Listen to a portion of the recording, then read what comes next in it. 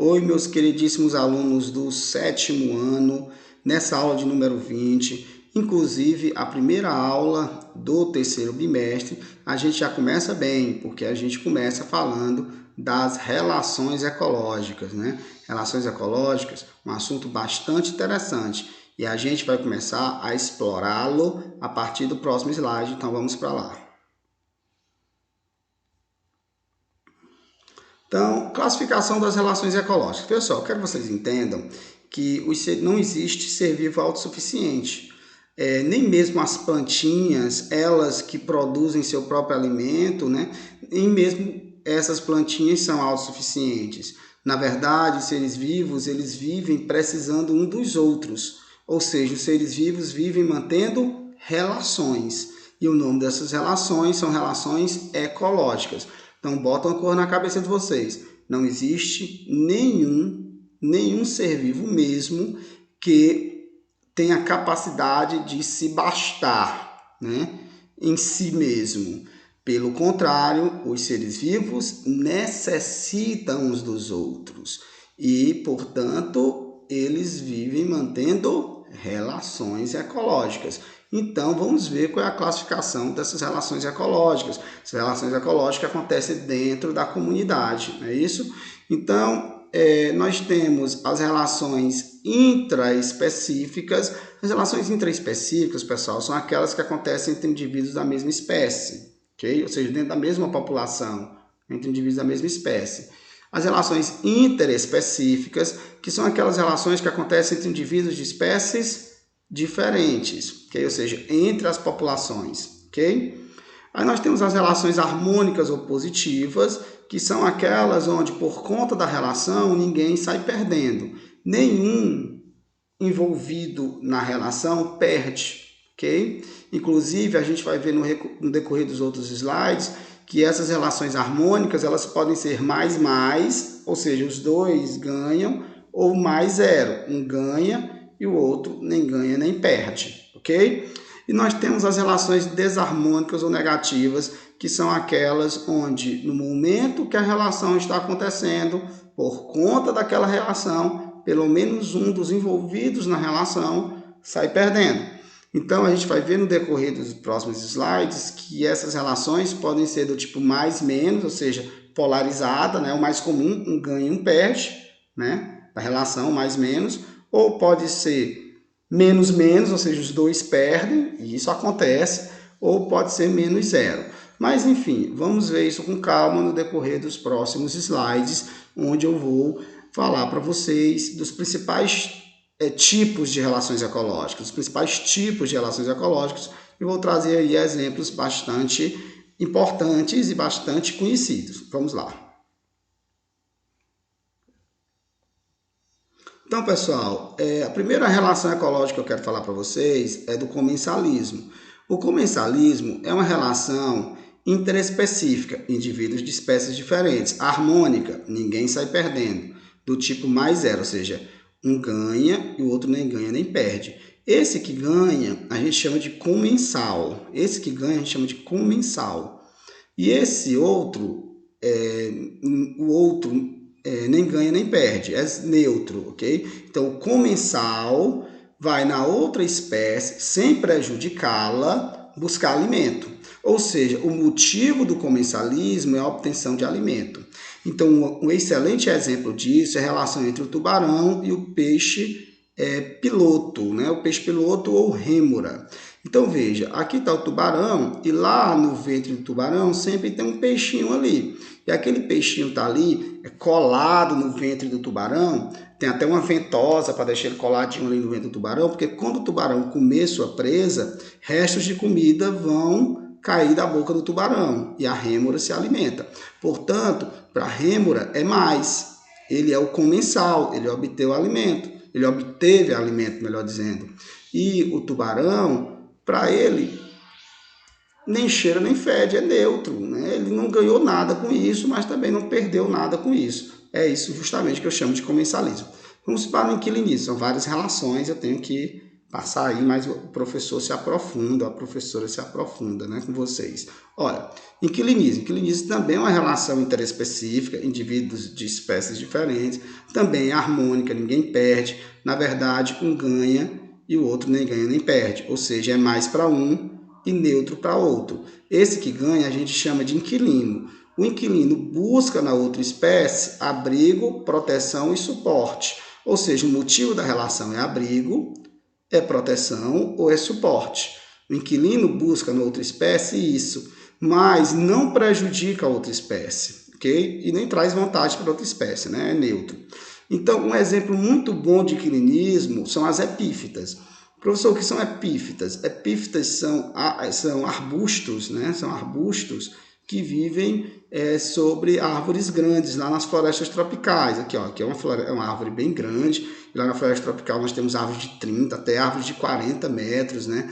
E nos galhos dessas árvores tá lá as epífitas, que são orquídeas, bromélias ou samambaias.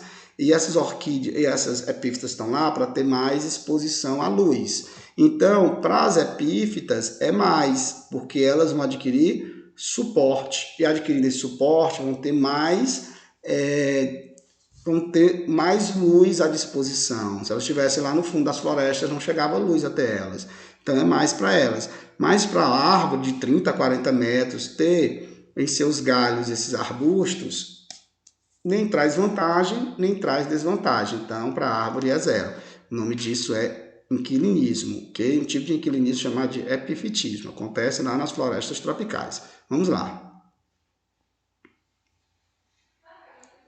Agora vamos para a protocooperação. O que é a protocooperação? Veja só, é uma relação interespecífica, indivíduos de espécies diferentes, harmônica, ninguém perde, na verdade todo mundo ganha. Ou seja, é uma cooperação, um coopera com o outro. Então, os dois ganham, obviamente, né? Então, veja, professor, mas qual é a característica dessa relação? A característica dessa relação é não ser obrigatória, ok? Ou seja, ela pode acontecer e geralmente vai acontecer. Ela geralmente vai acontecer porque ela é boa para ambas as espécies.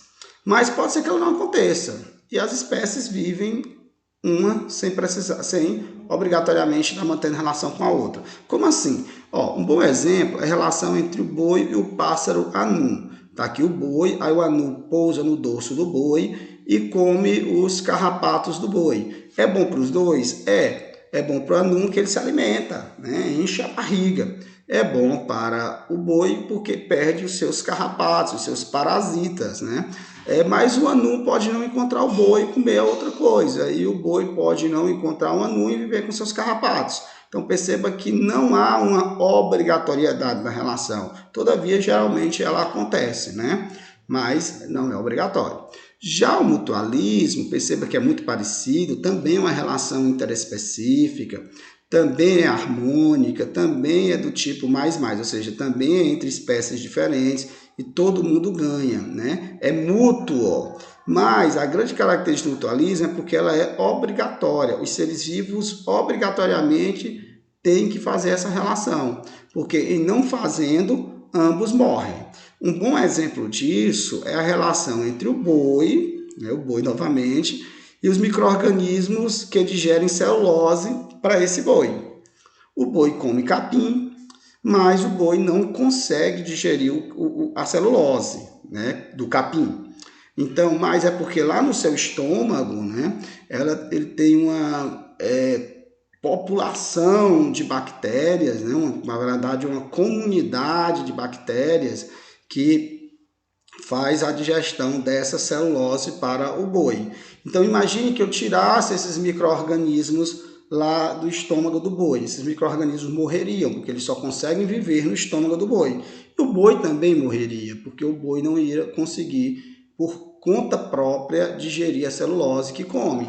Então perceba que tanto o micro-organismo quanto o boi só conseguem viver juntos e mantendo essa relação onde ambos ganham. Por isso, por conta da obrigatoriedade dessa relação, a gente chama de mutualismo. Eu trouxe o desenho aqui do cupim, porque o cupim é a mesma lógica. Lá no intestino do cupim nós temos protozoários flagelados, né, do gênero Triconífera, não precisa saber disso, que fazem a digestão da celulose para o cupim. É a mesma lógica. Se eu tirar esses protozoários do intestino do cupim, o protozoário morre e o cupim também morre, porque o protozoário só consegue viver no intestino do cupim e o cupim sem esses protozoários não vai conseguir digerir sua celulose, essa da madeira que ele come. Okay? Então perceba que existe a obrigatoriedade, né? Por isso que é chamado de mutualismo.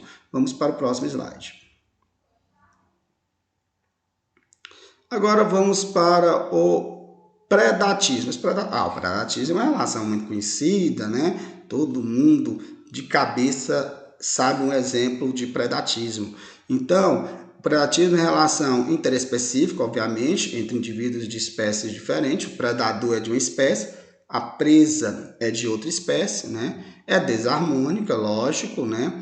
Do tipo mais menos. É mais para o predador, porque vai obter alimento, né? Vai saciar sua fome, e menos para a presa, porque vai ser comida, vai ser predada, né? Então, o motivo da relação, acabei de falar, né? Alimentação, e o predador mata e come a sua presa, né? Estraçalha a sua presa, ok? E aí nós temos diversos exemplos de predatismo, né? Aí eu trouxe o exemplo aí da relação entre a onça, para a gente pensar aí na fauna brasileira, né? A onça e a capivara, né? A onça preda a capivara, então a onça é um predador e a capivara, obviamente, é a sua presa, né? Olha, então, aí também aqui tem o leão, né? Predando aí a zebra, né? Para aí já aí que não é da savana brasileira, não é da savana brasileira, que o Brasil tem savana, né? Como próximo a gente vai ver, a savana da gente é o cerrado, né? Aí é da savana africana, né? Mas enfim. Parasitismo. Parasitismo também a gente conhece bastante o parasitismo, né? Vê só, conhece com propriedade, né? Então, parasitismo em relação interespecífica, ou seja, entre indivíduos de espécies diferentes, lógico. O parasita é de uma espécie, o hospedeiro é de outra espécie, né? Então, a relação interespecífica, ela é desarmônica, lógico, porque ela é mais para o parasita e é menos para o hospedeiro. Por quê? Porque nessa relação, o parasita obtém no hospedeiro abrigo e alimentação, prejudicando-o. Então, um exemplo, essa pulga aqui no cachorro, né? Então, esse cachorro está cheio de pulgas e essa pulga, que é o parasita, né? Um ectoparasita, porque é um parasita da superfície, essa pulga vai ter no cachorro duas coisas: abrigo, habitat, né? E também alimentação, ok? Beleza? Então, não é interessante que o parasita mate o seu hospedeiro, incomode demais o seu hospedeiro. Por quê? Porque se o parasita mata seu hospedeiro, o parasita vai perder sua fonte de alimento e seu próprio habitat, ok? Então, um bom parasita é aquele parasita que incomoda o mínimo possível o seu hospedeiro, beleza? Vamos continuar.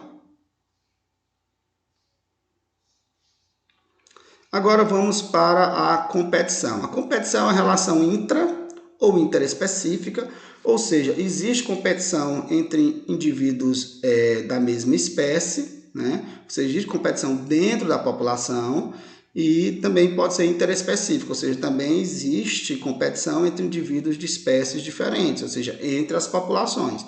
E é sempre desarmônica, né? Porque envolve luta, disputa, né? E é sempre menos. Numa competição, todo mundo perde, viu? Então, na competição, todo mundo perde. Só em você ter que competir, você já está perdendo. O ideal era você obter aquilo sem precisar competir. Mesmo que você, no final de tudo, obtenha aquilo que você quer, mas só em você ter disputado por aquilo, você já saiu perdendo. Então, a competição é sempre menos, né? Então, a competição ocorre quando há algo no ambiente que não é suficiente para todos. Por exemplo, eu tenho indivíduos da mesma espécie, os machos lá da população e não tem fêmea suficiente para todos os machos. Então, esses machos vão ter que disputar para aquele macho alfa, né? O superior da raça, né? Ir lá e cruzar com a fêmea, ok? Beleza? Indivíduos de espécies diferentes competem quando eles fazem coisas iguais, que aí eles competem. Por exemplo, quando um pássaro bota o seu ninho num galho e o pássaro de outra espécie coloca o ninho no mesmo galho, então eles vão competir, porque essas espécies estão fazendo uma coisa igual, que é fazer o ninho no mesmo galho, ok? Então, colônia. A colônia é uma relação intraespecífica, ou seja, entre indivíduos da mesma espécie. Ela é harmônica do tipo mais, que, ou seja, na colônia todo mundo ganha. A grande característica da colônia, galera, é que os indivíduos da mesma espécie vivem pregados um no outro, ou seja, os indivíduos estão presos anatomicamente, ou seja, o corpo de um está preso no corpo do outro. Então é a grande característica da colônia. Então a colônia acontece entre indivíduos da mesma espécie e esses indivíduos da mesma espécie estão pregados, colados o corpo de um no corpo do outro, formando essa tal colônia. E eles estão ali cooperando, um ajudando o outro, porque eles também dependem muito uns dos outros. Eles não conseguem viver fora da colônia, só conseguem viver na colônia. Um exemplo é os corais, né? Os corais é um bom exemplo lá nos oceanos, né? Nos mares. Os corais é sempre um bom exemplo de colônia. Vamos para o último slide. E agora eu quero falar para vocês de sociedade. Sociedade também é uma relação intraespecífica, entenda, indivíduos da mesma espécie, também é harmônica, ninguém perde, na verdade todo mundo ganha, né? E a grande característica da sociedade, o corpo de um é ser separado do corpo do outro, ou seja, indivíduos são separados anatomicamente. E um excelente exemplo de sociedade é uma colmeia, né? Uma sociedade de abelhas. Então perceba que na sociedade de abelhas, né, na colmeia, nós temos aí todos os indivíduos cooperando um com os outros, né? Então é mais. E também o corpo de um está separado do corpo do outro, né? Aí na sociedade nós também temos divisão do trabalho. Nós temos a fêmea fértil, que é a rainha.